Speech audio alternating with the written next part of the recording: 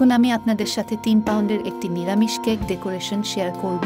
এই কেকটি নিরামিষভাবে করে নেওয়া হয়েছিল, মানে ডিম ছাড়া এই কেকটি আমি করে নিয়েছিলাম। ডিম ছাড়া নিরামিষভাবে কিভাবে কেক করে নিতে হয় এরকম অনেকগুলো ভিডিও আমি আমার চ্যানেলে এর আগে আপলোড করেছি। এছাড়াও কেকের জন্য কিভাবে ক্রিম করে নিতে হয় আর ক্রিম কিভাবে সংরক্ষণ করে নিতে হয় এই ভিডিও কিন্তু আমি আমার চ্যানেলে বেশ আগে আপলোড করেছি, লিঙ্কটা আমি ডেসক্রিপশন বক্সে দিয়েও দিচ্ছি। নিরামিষ কেক বানানোটা এবং কেকের জন্য কিভাবে ক্রিমটা করে নিতে হয় আমার চ্যানেল থেকে নয়তোবা ডেসক্রিপশন বক্সের লিঙ্ক থেকে দেখে নিতে পারেন। এই কেকটা আমার অর্ডারের ছিল, আপনাদের সাথে ডেকোরেশনটা শেয়ার করছি।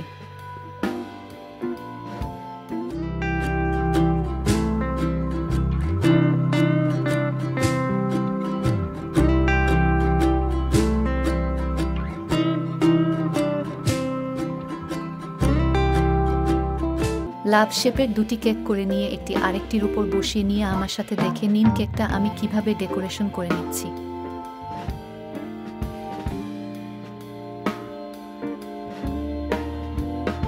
কেকের ডিজাইনটা একটু ডিফারেন্স করে নেওয়ার জন্য কিছুটা চকলেট আমি উপরে দিয়ে নিচ্ছি।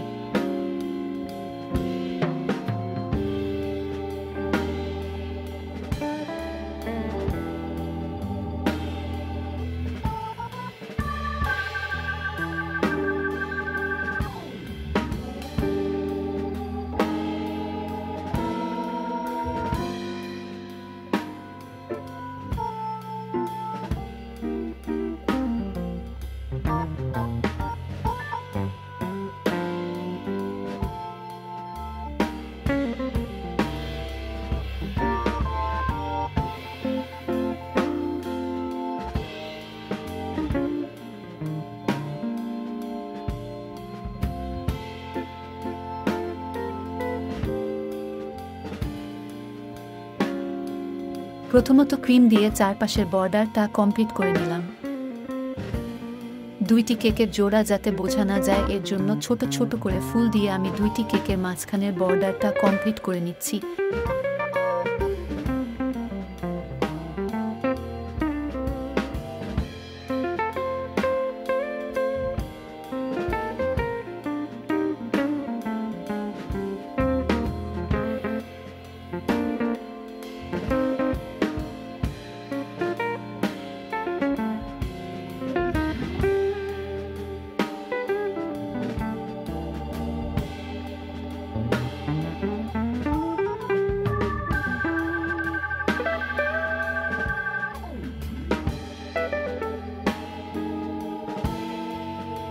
ক্রিম দিয়ে উপরেও কিছুটা ডিজাইন করে নিচ্ছি।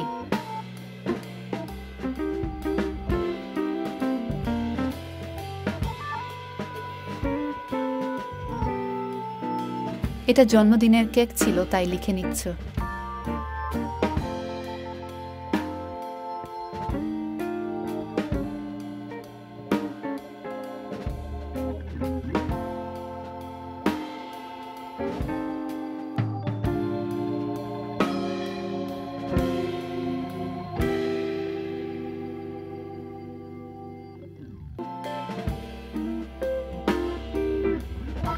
পাউন্ডের মধ্যে করে নেওয়া নিরামিষ কেক ডেকোরেশনের এই ভিডিওটি দেখে আপনাদের কেমন লেগেছে অবশ্যই কমেন্টস করে জানিয়ে দিবেন।